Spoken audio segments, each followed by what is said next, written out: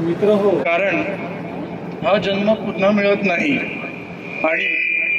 आणि एकदा गेलेली व्यक्ती पुन्हा भेटत नाही. कधी कधी एखादा आजार हा औषधाने बरा होत नाही, तर एखाद्या व्यक्तीने दिलेल्या शाब्दिक आधाराने बरा होतो. म्हणून शब्दाला धार हवी, शब्दाला धार नको, आधार हवा. मित्र हो, कायम टिकणारी गोष्ट एकच, ती म्हणजे माणुसकी, नम्रता आणि चारित्र्य. म्हणून पैशापेक्षा जीवाभावाची जिवलग माणसं जोडा आणि जपा, हीच आपली खरी संपत्ती आहे. ज्याला दुःखाची जाणीव असते ना, त्याला सुखाची किंमतही असते.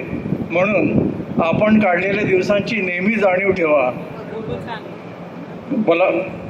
बलाढ्य शरीर एक दिवस गळून पडतं, सुंदर चेहरा म्हातारा होतो, पदसुद्धा एक दिवस निघून जातं. परंतु एक चांगला माणूस नेहमी चांगलाच राहतो बरं का, आणि तो सुद्धा आपल्या माणसांसाठी. आपल्या व्यथा तिथेच मांडा जिथे समाधान मिळेल. आपला माथा तिथेच टेकवा जिथे स्वाभिमान मिळेल. नाहीतर व्यथा आणि माथा तुडवण्यात लोक खूप सराईत आहेत. स्वप्न अशी बघा की पंखांना बळ येईल. मैत्री अशी करा की जग आपलं होईल. अपयश पण असे स्वीकारा की विजेतासुद्धा भारावून जाईल. आणि मित्र हो, माणूस असे बना की माणुसकीसुद्धा नतमस्तक होईल. कधीही कोणाला काही द्यायचं असेल तर तुमचा वेळ द्या, कारण इतर गोष्टी रागात परत केल्या जातात बरं का. पण दिलेला चांगला वेळ हा कायमच्या अप्रतिम अशा आठवणी देऊन जातो. त्या फेकल्याही जात नाही आणि वायाही जात नाही.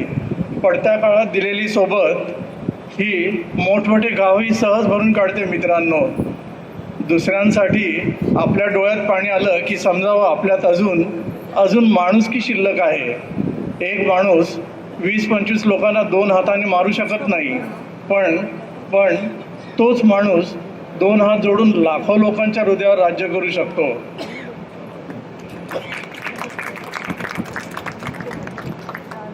थकलेल्या शरीराला कुठेही झोप लागते हो, पण थकलेल्या मनाला कुठेच झोप लागत नाही. म्हणून शरीर थकले तरी चालेल, परंतु मनाला थकू देऊ नका. कितीही कमावले तरी बाकी राहते शून्य, आणि आपल्या संकटाच्या वेळी कामाला येते ते आपल्या कर्माने साठवलेलं पुण्य. माणूस मातीचा आहे की जातीचा हे महत्त्वाचं नाही. माणूस मातीचा आहे की जातीचा हे महत्त्वाचं नाही. अंधारात प्रकाश किती देतो हे महत्त्वाचं आहे.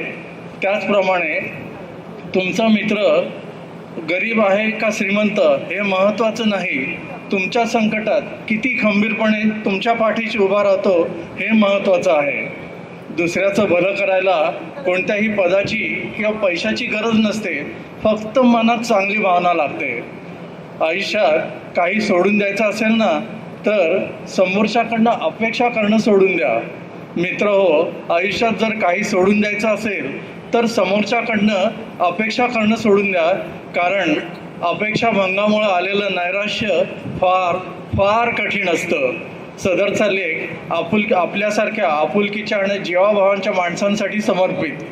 जाता जाता या संदर्भात पुलंचं एक सुंदर वाक्य आहे, ते सांगतो. जगातील सर्वात सुंदर चेहरा म्हणजे कृतज्ञ चेहरा. खरं तर माणसांनी एकत्र येऊन आनंदाचा गुणाकार करावा आणि दुःखाचा भागाकार करून त्याची बाकी शून्य करून टाकावी. आयुष्याचं जटिल गणित सोडवण्याची यापेक्षा अधिक सोपी अशी दुसरी कोणती पद्धत असेल. धन्यवाद मित्रांनो. धन्यवाद.